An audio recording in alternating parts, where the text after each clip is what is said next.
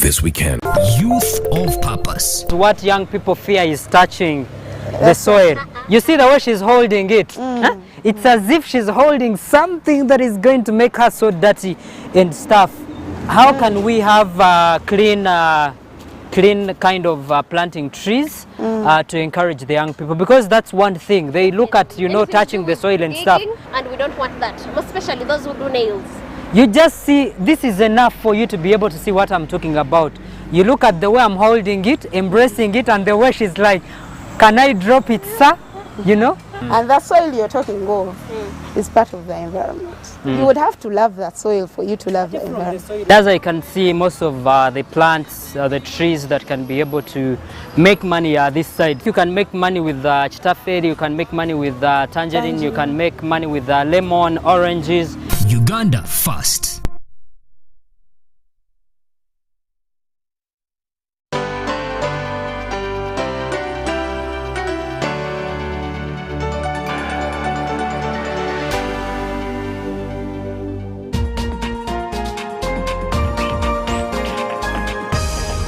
Up next on UBC, brought to you by... Keep the lights on. Use Airtel Money to pay for all your Yaka bills conveniently. Open the My Airtel app to buy Yaka units. Airtel Money. Simple, secure, borderless.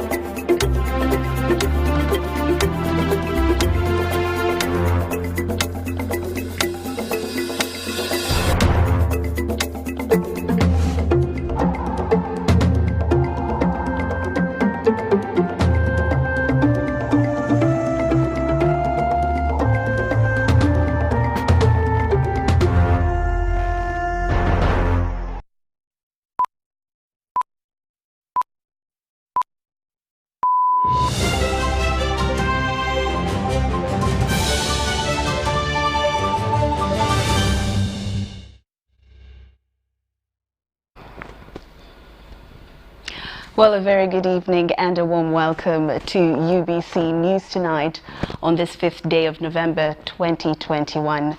Now, before we get into tonight's bulletin, let's first take a look at tonight's headlines.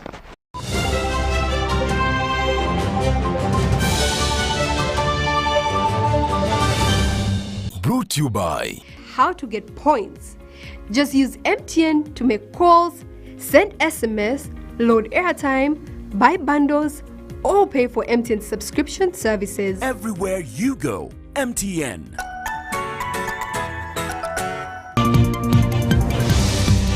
In tonight's headlines, President Museveni commissions Children's Specialized Hospital. Police retires 6 AIGPs, 43 senior officers. In more news, police detonate bomb, key suspect escapes. And Technology Ministry showcases Ugandan innovations. Was brought to you by... Everywhere you go, MTN.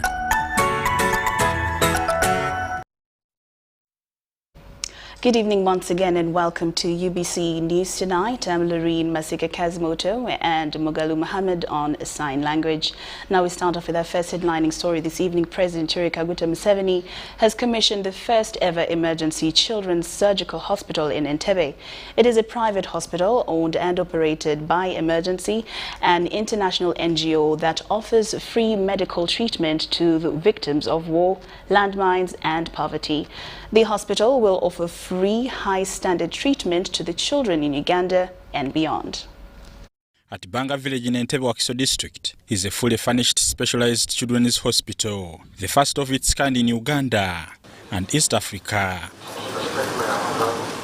President Yoweri Museveni has launched the hospital that sits on 100,000 square feet of floor space.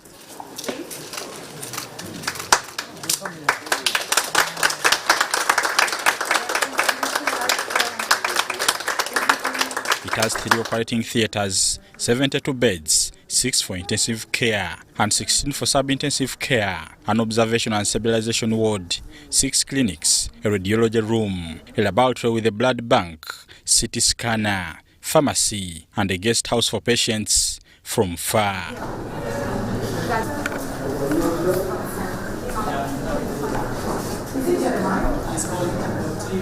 There's some land here, they were using it as a cattle farm. So when I heard of a hospital for free treatment for children, I thought it was more important than looking after cows. So I said, okay, you people give us 30 acres, you can go and look after cows in Chankwanzi, Chivoga. There are other places where you can go and look after cows. But here let us use this center for this life-saving effort. Museveni paid tribute to emergency NGO founder Dr. Gino Strada, who died in August this year, for his contribution to humanity in Africa and specifically in Uganda. It's a pity that the founder died recently. Jesus died 2,000 years ago, but we remember him more than the people who are living now, because when he was alive, he did good work. So although Dr. Gino died, but he has left this living testimony of his character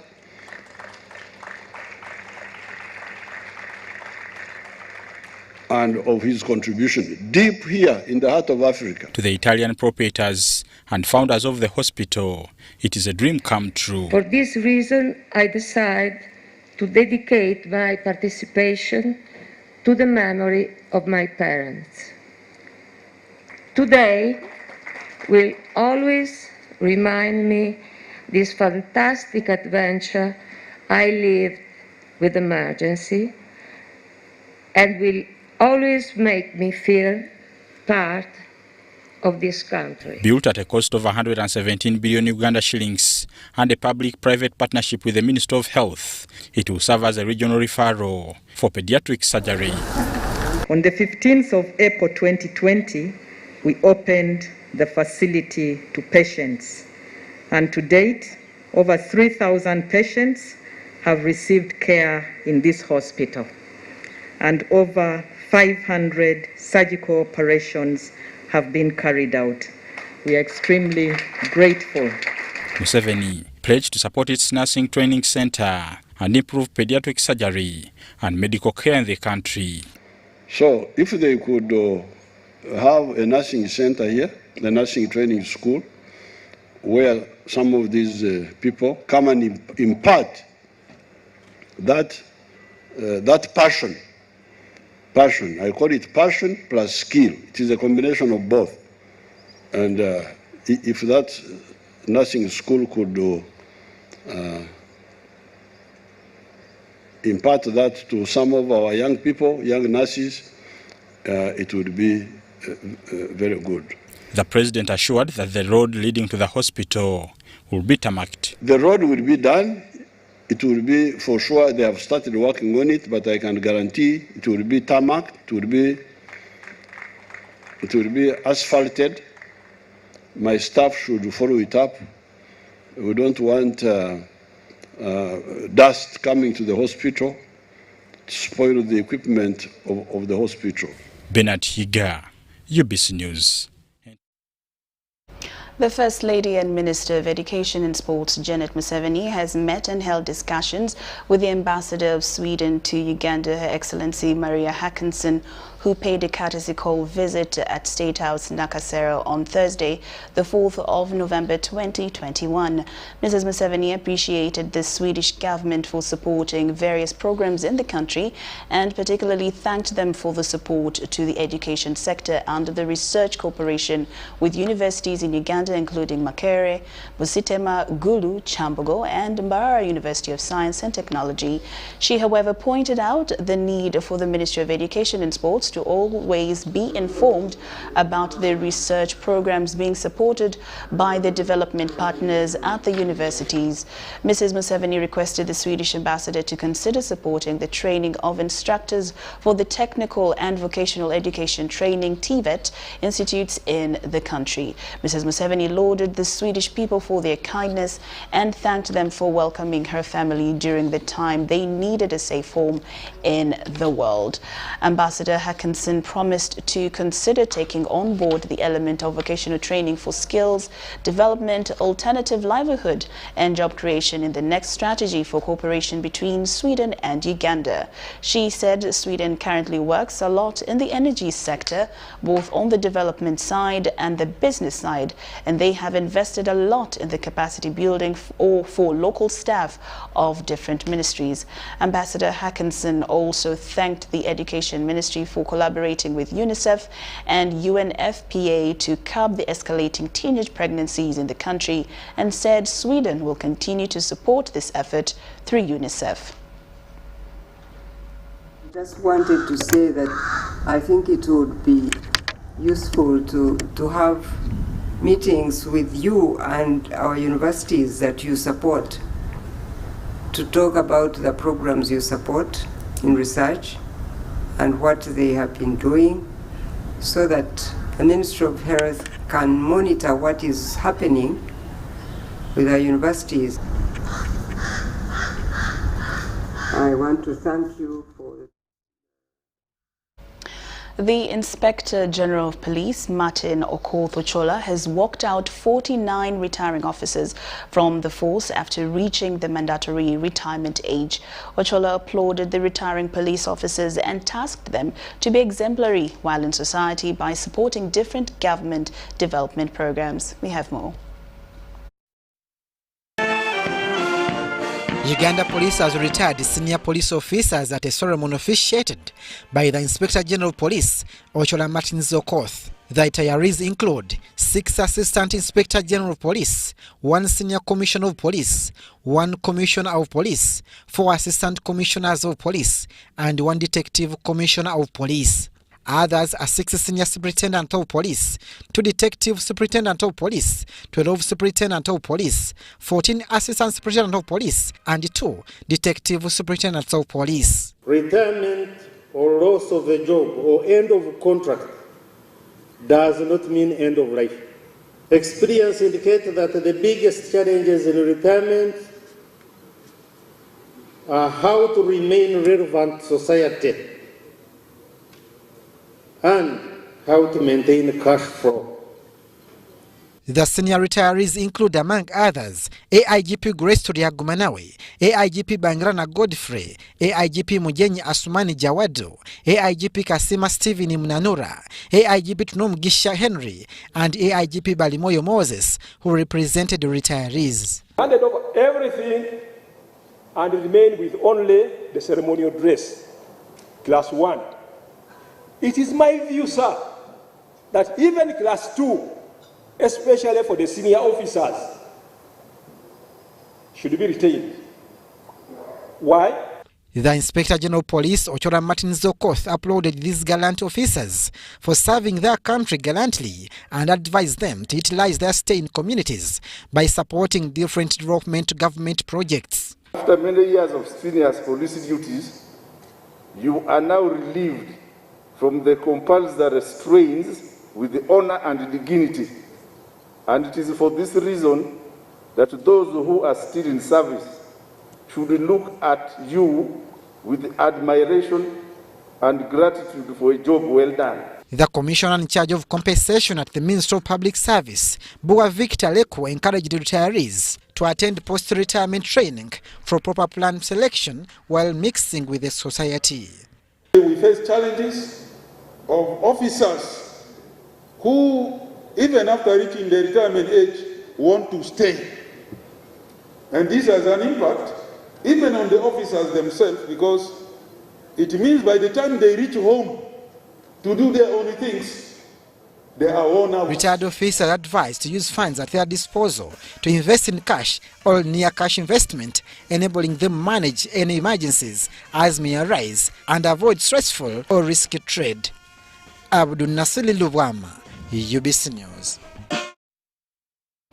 Now, police have detonated an improvised explosive device in Chirekabira. The device is believed to have been possessed by an unidentified suspected terrorist who is currently on the run. Police have recovered an improvised explosive device in Chirekabira, LC1 Nakabugo Parish, Mumyuka Wakiso Sub-County, Wakiso District. This was during a police search for a suspected terrorist at one of Chirekabira village residences. In the process, police recovered an improvised explosive device, though the key suspect managed to flee the scene. And they were retaining the house leaders here, that is Mr. Kagwa Umaru and the wife. But inside there we found a locally made bomb. The suspect on the run had spent 2 weeks in the area, and at the time of the incident, he had come to pay a visit to his sister.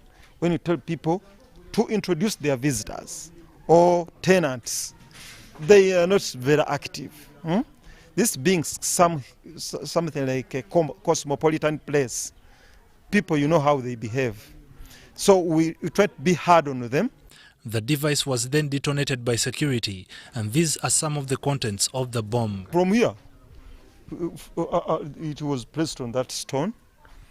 Then the detonator was something like 100 meters away, and it went off. The shrapnels were picked by the SOCO. Security remained at the scene of crime for further investigations. A phone call to the deputy spokesperson, Kampala Metropolitan, Luke Owoyesigire, over the matter provided more information. Can only confirm that we had an operation there. We detonated an improvised explosive, and we shall give you more details later. Ivan Kahwa and Saddam Mobale, UBC News in Wakiso District. Now, government has set out new parameters to accelerate the COVID-19 vaccination program in a bid to achieve the 4.8 million by December 2021. This was at a joint press briefing by the Ministry of Health and World Health Organization at the Media Center in Kampala. During the same ceremony, the officials gave an elaborate update on how government is handling the mandatory COVID-19 testing at Entebbe International Airport in a bid to ease up the delays of inbound travelers. We have more.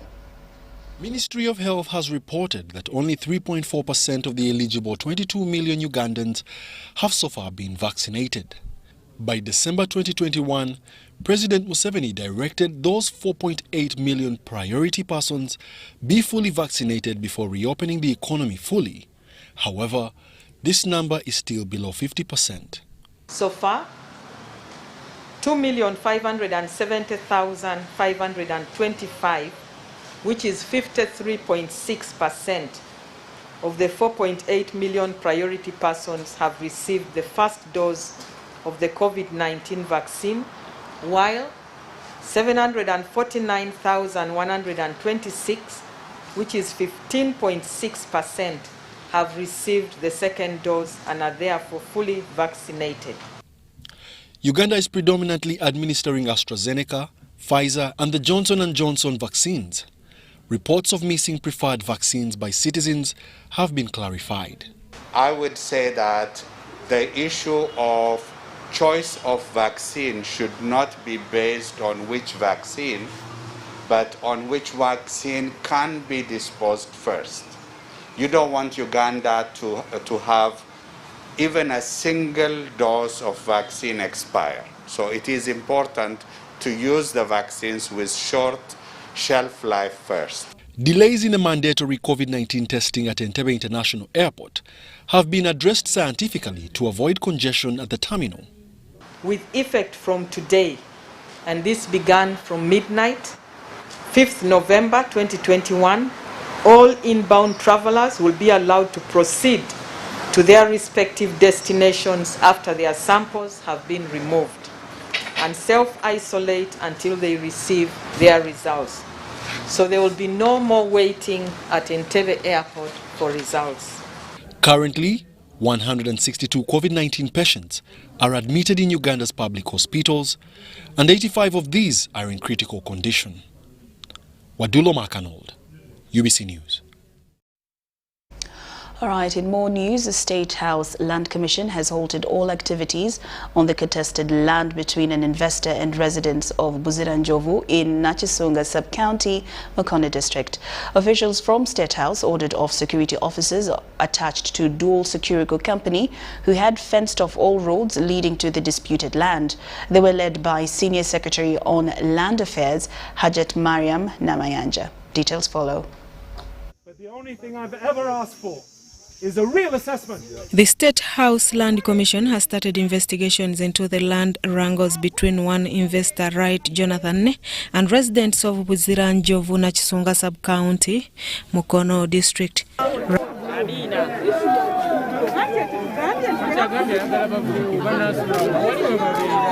Right Jonathan, who had fenced off all roads leading to the contested land, was asked to withdraw his security to allow investigations to go on, something that sparked off a heated spat. President alagidde because it was today. Alagidde private security eve ku mulyango. The commission, led by Senior Secretary on Land Affairs, Hajat Mariam Namayanja, met the affected residents. The chairperson, Nachisunga Sub-County, Mbaraka Sechikubo, narrated how investor Jonathan had put the entire village on tenterhooks, including blocking the COVID-19 vaccination team from accessing the village. According to Right Jonathan, all issues said about him are mere allegations. He claims to have compensated over 200 homes to vacate this land, with only 37 pending. Here, have been paid. Natural Wadi, Kisuli, the boy, this boy is start shouting here. His father's sitting here, but the boy is shouting. Kubanga onagamba 37 nabasasula onagamba tuli 5 mu 5. Kitegeeza nti waliwo ennamba ekkirizibwako. Kati eyo Hajat Mariam Namayanja, who led the delegation, ordered the investor to withdraw his security from the village and allow investigations to proceed. Mukono RDC Hajat Fatuma Ndibasa asked residents not to encroach on the investor's land until investigations are complete. Of the problem. Today you have finished this issue of the road and everything. I request you find ample time to manage security. Baveewo wano babeere ku kizimbe kya mukama waabwe wali tetusobola kubajjawo kuba wali si waffe. Story compiled by Sharon Kamba for UBC News. Thank you, Sharon Kamba. Now, in more news, 3 terrorism suspects have been charged and remanded to Chitalia Government Prison on charges of unlawful possession of explosives allegedly belonging to the Allied Democratic Forces. According to prosecution, the 3 committed the said offences in Pade District on the 26th of August 2021 during a send-off of the late former Deputy Inspector General of Police, Lieutenant General Paul Lokech. Court didn't allow them to take plea since they are charged with capital offences which are only triable by High Court. At exactly 10 a.m., the 3 suspects, Katumba Rashid, 21 years, Luyenje Najim, 22 years, and Chemba Arafat, 26 years, were already at Uganda Road Grade 1 Magistrates Court in Kampala to be charged with the preferred offences of terrorism against them. Before, Magistrate Doreen Olugakarunji court charged them with 3 counts related to terrorism, unlawful possession of explosives, and 1 count of belonging to a terrorist organization. Katumba Rashid was arrested 2 or 3 months ago from Machinde. Luyenje Najib was arrested from Masaka. At the same time, Kayemba Arafat was also arrested from Machinde. However, due to lack of jurisdictions to handle such matter, court did allow them to take plea. Prosecution led by counsel Keko Joan informed court that inquiries are still ongoing on offences levelled against the accused, thus asking court for more time, which court granted. I requested for a shorter adjournment and have been granted 2 weeks from now, where we shall appear again and reapply for those human rights infringements against our clients so that they can get better medical attention. After charge 1 of the accused, Katumba Rashid informed court on the torture which was inflicted on him during and after arrest, asking for medical attention. However, Magistrate Kalunji asked him to address his concerns to the Chief Magistrate in the next session. For the last 2 to 3 months, they have been in CMI, that is in Mboya. From Mboya, they informed me that they were transferred to Chireka. From Chireka, they were taken back to CMI, which is again within the Chireka, the separation of the iron sheets, the upper part of Chireka. And for those 2 to 3 months, they have been in custody or in illegal custody. In court, the accused were represented by counsel Geoffrey Msima, who asked court to allow the accused attain medical attention while in prison, basing his submissions on their worrying health conditions. After listening to submissions from both sides, the presiding magistrate Doreen Oluga Kalunji remanded the accused to Chitaliop Government Prison until 19th November 2021 before Uganda Road Court Chief Magistrate Mariam Okero Ayo. The first violation is the infringement of their constitutional right to be presented within the mandated 48 hours. The second one was the physical torture afflicted on them. Most of them could not be able to walk freely. It's alleged that the 3 accused persons and others still at large between the month of August 2021 in various places of central and northern Uganda conducted terrorist operations on behalf of the Allied Democratic Forces, which is prescribed as a terrorist organization. Story compiled by Deborah Namamonde, Nantongo, Rebecca, UBC News. Iganga Central Division Speaker Paul Muereza has been arrested over workers on his payroll. This happened while the minister was on a working visit in Iganga district, where he revealed that government is to give a new facelift to the central market, where over 20 billion Uganda shillings is to be spent on the construction.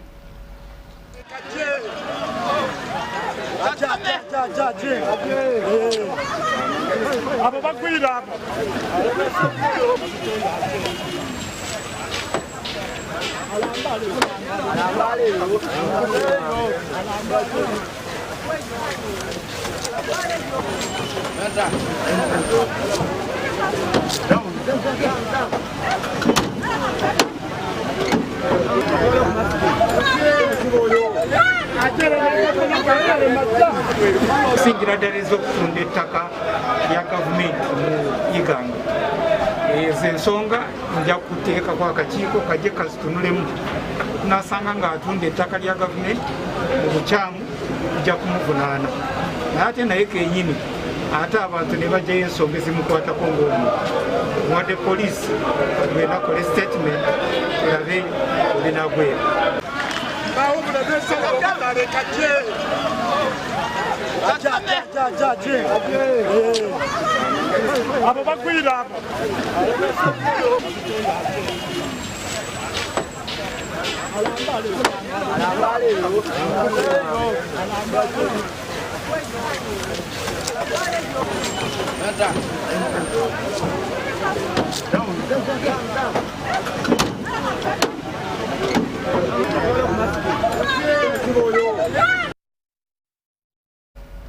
Well, UBC News Tonight takes a very short break, but we'll return with more stories.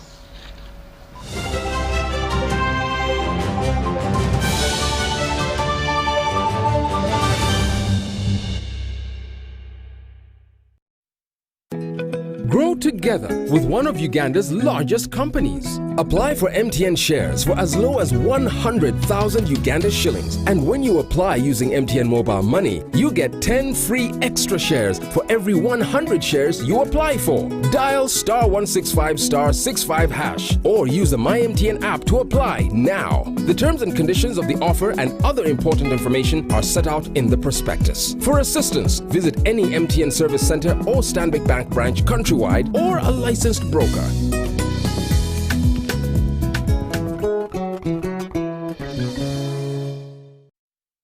Kagalino twalekedde ekyatulese tuzze tukalanga enfunda eziwerako ddala. Eno ye GoTV Super ey'abakaguje njagala weekaanyi.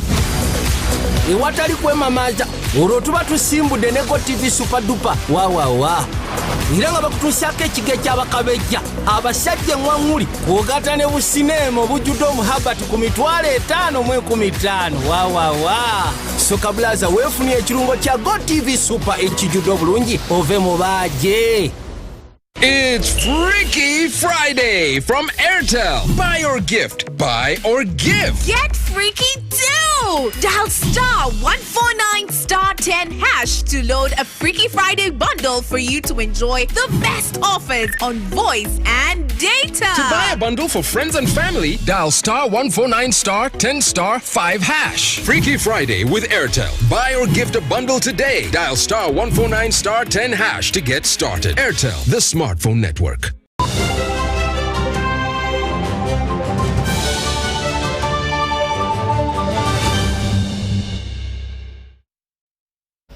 Welcome back from that break. And now into our business news. The Ministry of Works and Transport is to supervise and surveillance of all contracts across the country to avoid incidences of structural collapse.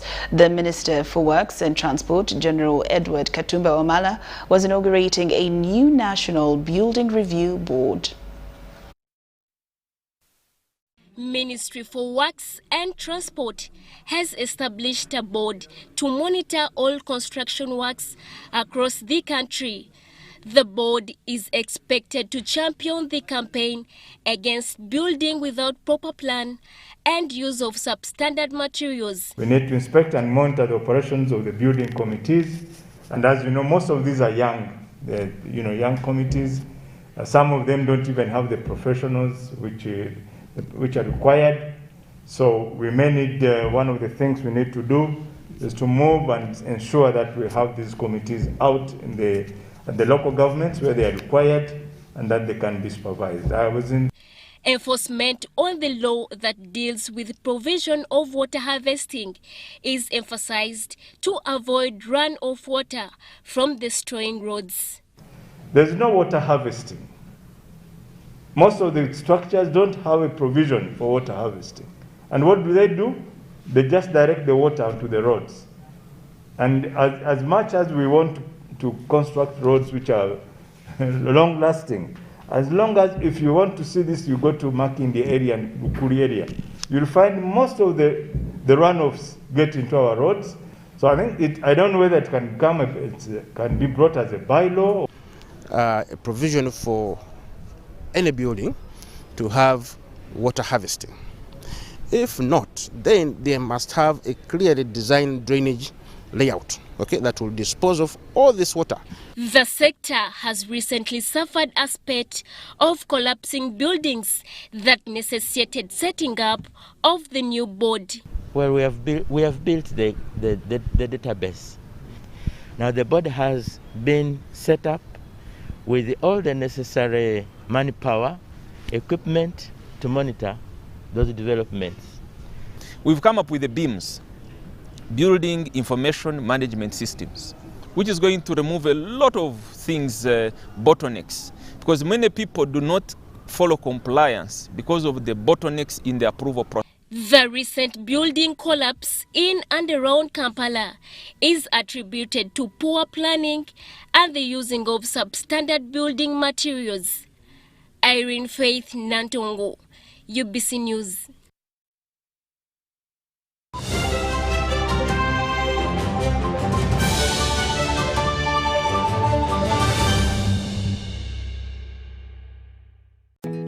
Grow together with one of Uganda's largest companies. Apply for MTN shares for as low as 100,000 Uganda shillings. And when you apply using MTN mobile money, you get 10 free extra shares for every 100 shares you apply for. Dial *165*65# or use the MyMTN app to apply now. The terms and conditions of the offer and other important information are set out in the prospectus. For assistance, visit any MTN service center or Stanbic Bank branch countrywide or a licensed broker.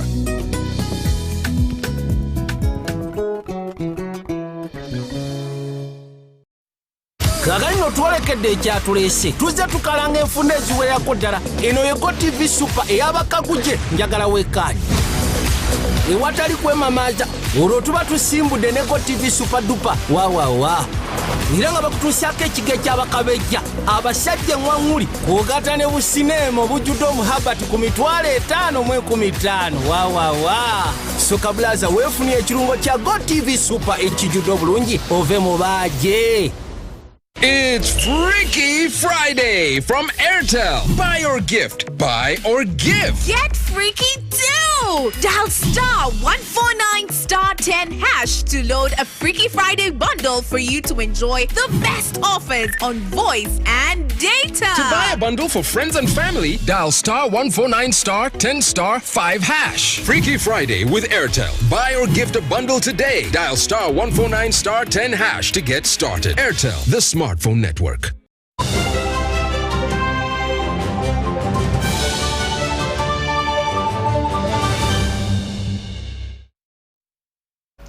Okay, welcome back. Now into sports. Uganda is champion of the Pent Series African Netball Championship. Uganda defeated Namibia 56-37 to walk away with the trophy amidst stiff competition.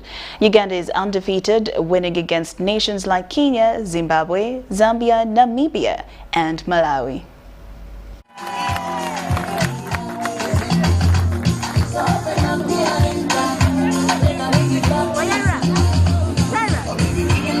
Thank you very much. We have not yet done with the program.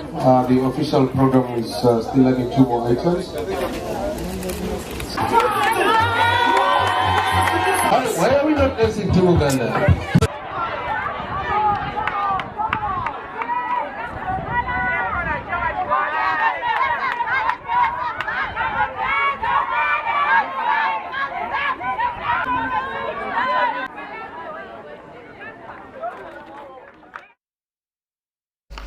A big congratulations to Uganda for winning that trophy.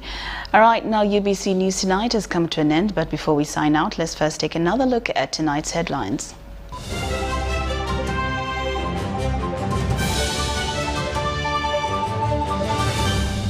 Brought to you by How to get points. Just use MTN to make calls, send SMS, load airtime, buy bundles, or pay for MTN subscription services. Everywhere you go, MTN.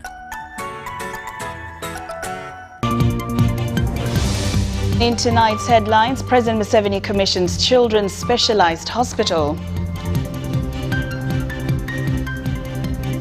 Police retires 6 AIGPs, 43 senior officers. Police detonate bomb, key suspect escapes. And Technology Ministry showcases Ugandan innovations.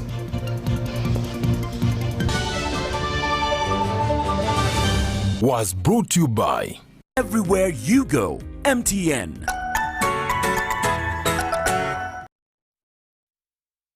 We'd like to thank you so much for your company this evening, but do join us for a second edition of UBC News Tonight at 10. I'm Lauryne Masika Kazimoto and Muhammad on Sign Language. We will see you at 10.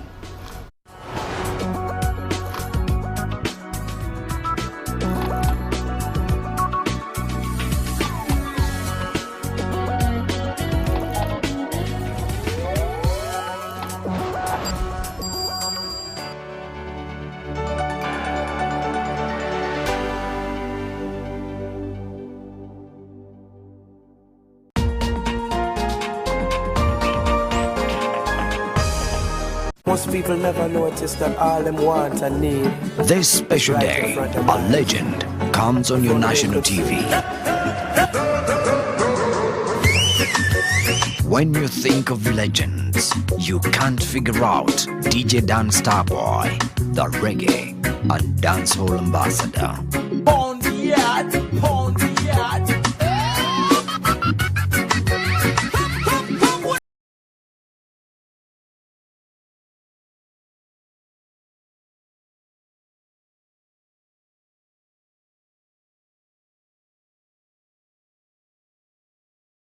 on UBC TV every Friday, 11 p.m. Rasta no me to fight, Rasta me live to love the people.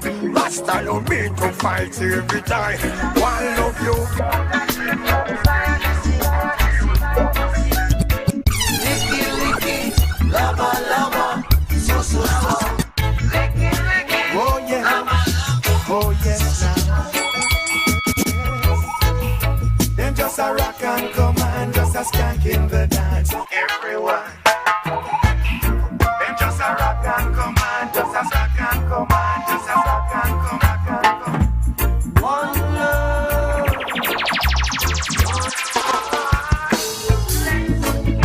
Didn't I raise my voice high enough for you?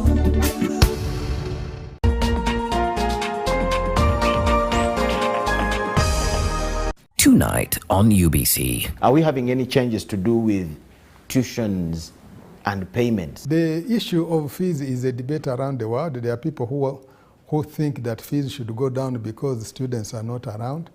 There are others who say fees must go up. What do you think? The fees ordinarily should go up because we are now going to spend much more money investing in systems to support e-learning. You were talked about as a very high-handed man. You were suspending people and expelling people and things like that. How did that end? I have never been high-handed. I've never been high-handed. I've just been focused. You said people have written dossiers about you. Yeah, I've seen some of them. Some of them have leaked. Where do they take them? You're a journalist, and I'm sure you know. You are the people who reveal these things. So you know where the people write to.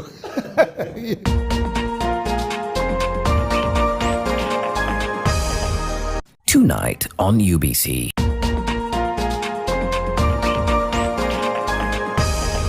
This weekend on UBC. Uganda is steadily becoming a reputable and formidable breeding ground for top actors and actresses in this world. And today, we're happy to have people like Sam Bagenda in this industry who paved way for a lot of people.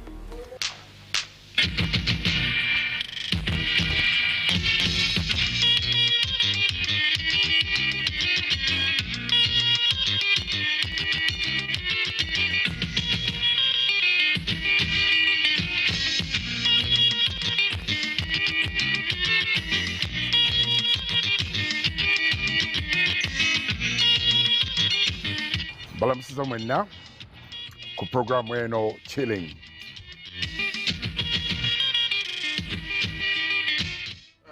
Can I call upon Charlotte Zabawanska to come and present this gift to the minister? Charlotte Zabawanska. Having joined the Ebonies, I've traveled. Yes.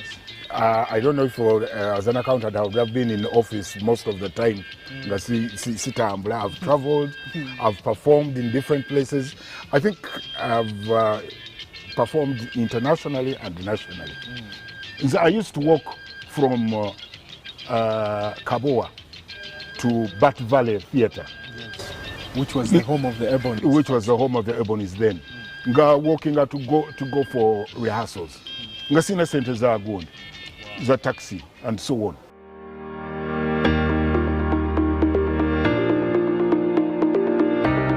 This weekend, Youth of Purpose. What young people fear is touching the soil. You see the way she's holding it? Huh? It's as if she's holding something that is going to make her so dirty and stuff.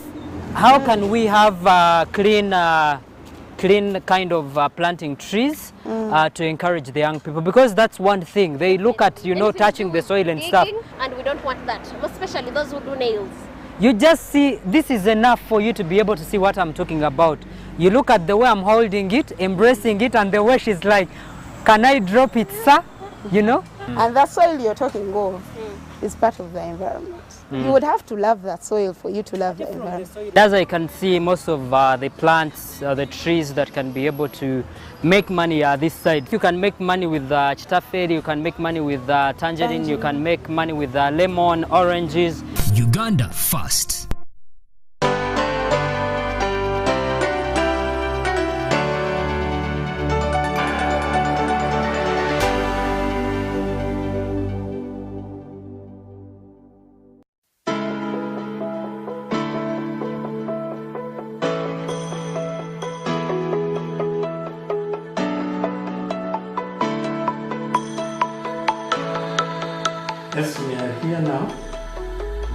have a short program visiting the field and going for a meeting. Bless all this.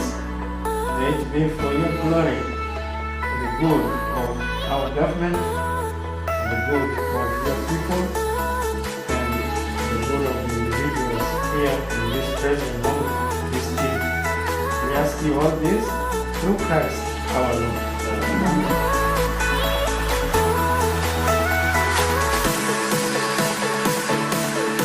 Yes, so we hope next year we should be harvesting. This is like 6 months? Yes, about 6 months. Eh? Yes. 7 months. 7 months. Yes. About 7 months. So this is formerly cassava that our factory processes into ethanol. And this ethanol is not for consumption, but for cooking. That is why you see a green color with the nature in it. I want to appreciate the Archbishop and His Grace and the Diocese of Gulu for this initiative of not misleading people but leading them to real prosperity doctrines. So that's purposely why we're here, and we'll be coming back. We are going to be a field-driven and based ministry.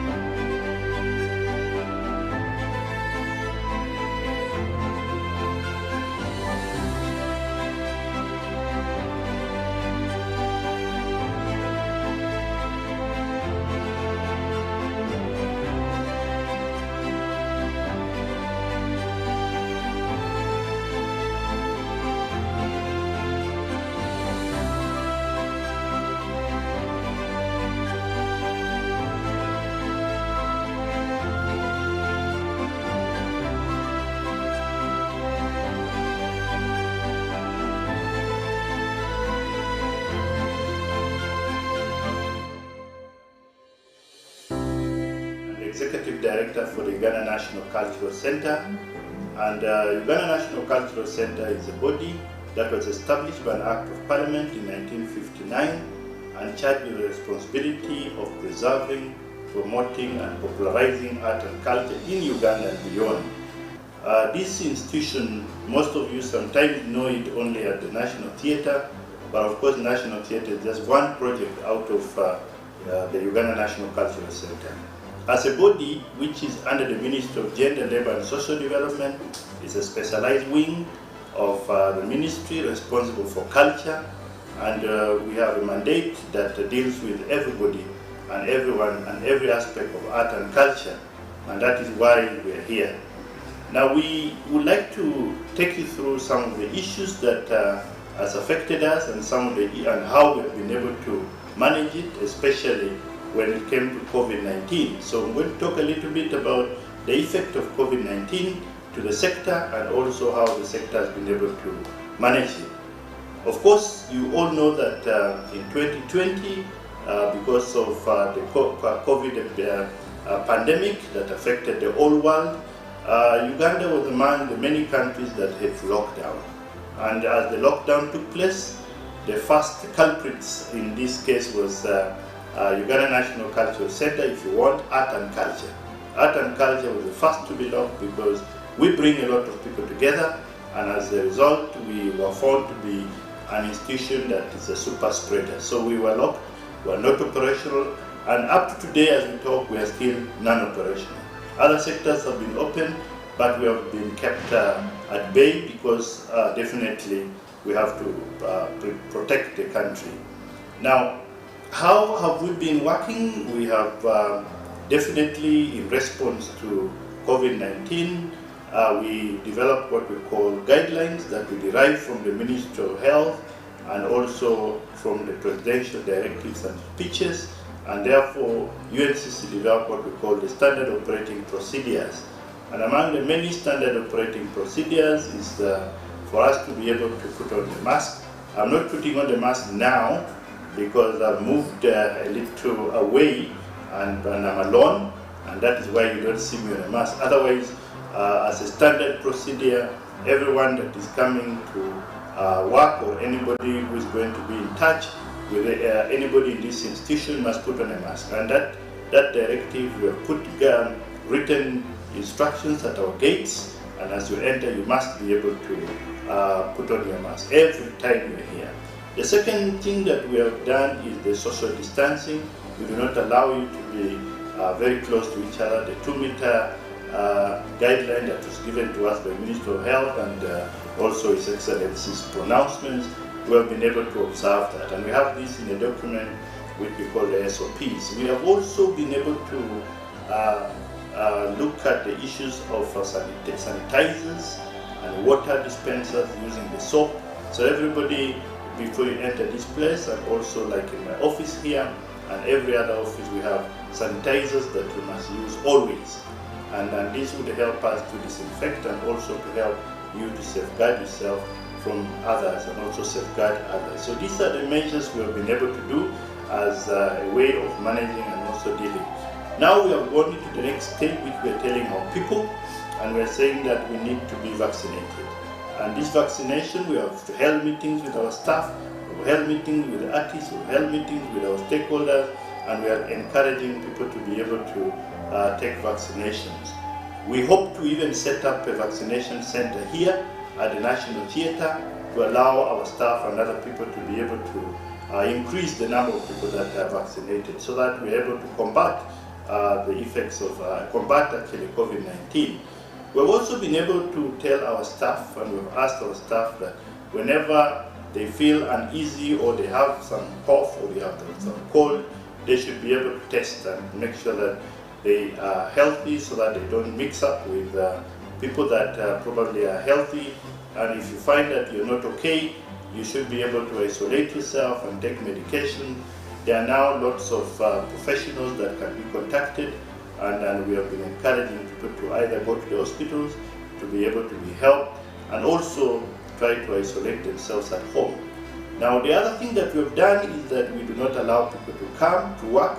We have complied. Initially, we started with 10% of our staff were the only people that were coming to keep the office running, but we have now increased it to 20% following the presidential directive, and all these are provided for in our SOPs. And when you are in that number, we have encouraged people to have aeration. You can see my office here is well aerated. We don't want an office that is stuffy, and we want to aerate it. And when the people are sitting in a small meeting, we have to have social distancing, a lot of it, and everybody should be able to put on their mask. So these are measures that we have taken. We, as staff, we have also encouraged people to be working in shifts.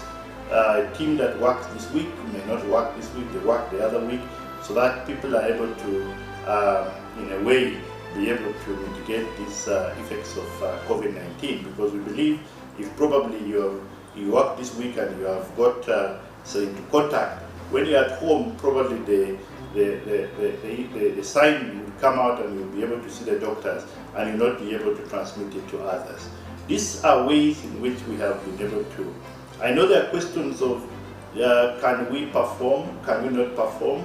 Yes, we have devised very creative ways of entertaining the public. and therefore we have gone digital. We are now using the digital platforms, and one of the things that you could have noticed we are doing with NBS and others, we have what we call the e-concert, NBS, UBC, and all that. There's the syndicate, and that program is running, and we want to thank all the sponsors. We'd like to thank government for supporting us to be able to do the e-concert. In the e-concert, we have been able to set a platform for artists, and they perform, few of them, they perform, and what happens is instead of having the audience the way they used to have, the audience are on the TVs and the radios and the social media watching and entertaining themselves. So that's one creative way that we have done. So we have e-concerts that run every Saturday from 4 to 7. We've been having, of course, a few weeks ago we had suspended it a bit, and we are hoping to be able to resume soon. The digital platform is another one. We are saying that most of the people that are performing, they can perform in their homes, they can perform, if you come into a platform where you're one or two, you can do your performance, but all that is important is you perform, you have the cameraman with you and camera people, then you are recorded. And then whatever is recorded is moved into the digital platform. We're talking about the YouTube, we're talking about all the social media platforms, so that the other people will be able to enjoy. So what we are saying is we do not want audience. We want it to be alone, and whatever you have done is consumed by the audience at their convenience in their homes. We have also done what we call out of this.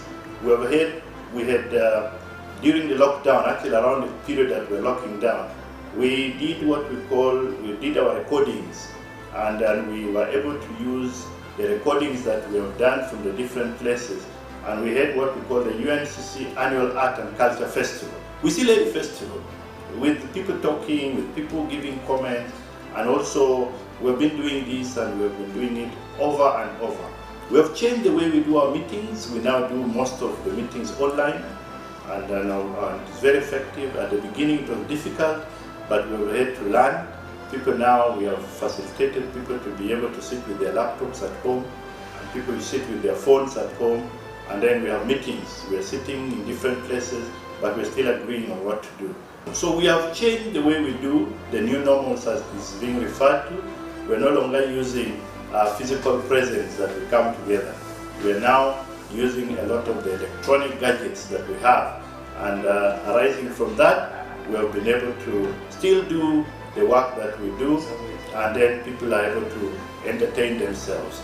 Let's actually be able to utilize what government has given us, the e-concert. Let's utilize all our other social media platforms to be able to sell ourselves. I know we are working very closely with UPRS, we're working very closely with Uganda Registration Services Bureau, we're working closely with UCC to make sure that all these platforms and people, artists, are able to make money out of it. You don't just do and then you get no money, so that they're able to earn from it. And we want to encourage you and want to thank you, and please support us and support government.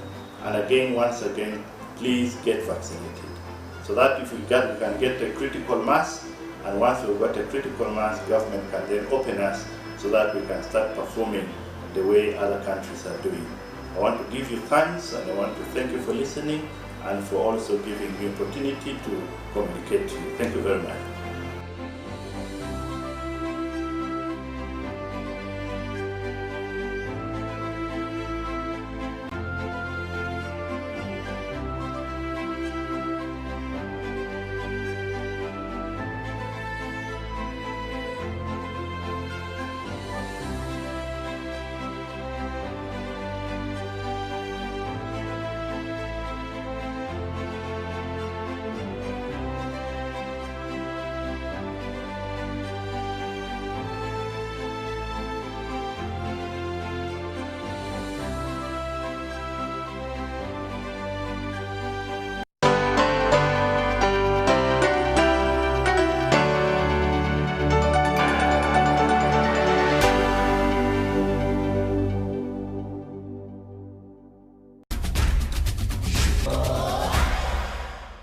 Yes, a very good evening to you tuned into UBC TV. We welcome you to UBC One-on-One with Michael Jordan Lokomwa, and this evening we are paying a visit to the oldest, biggest university in the country, and that's none other than Makerere University, Kampala. We are at the Hill and we want to know a number of things.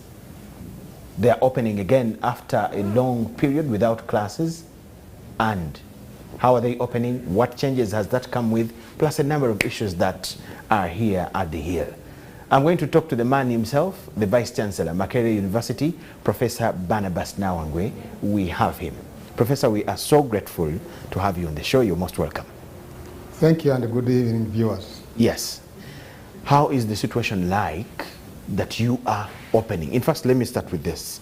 How would you describe the long period of the lockdown? How has it treated you as Makerere?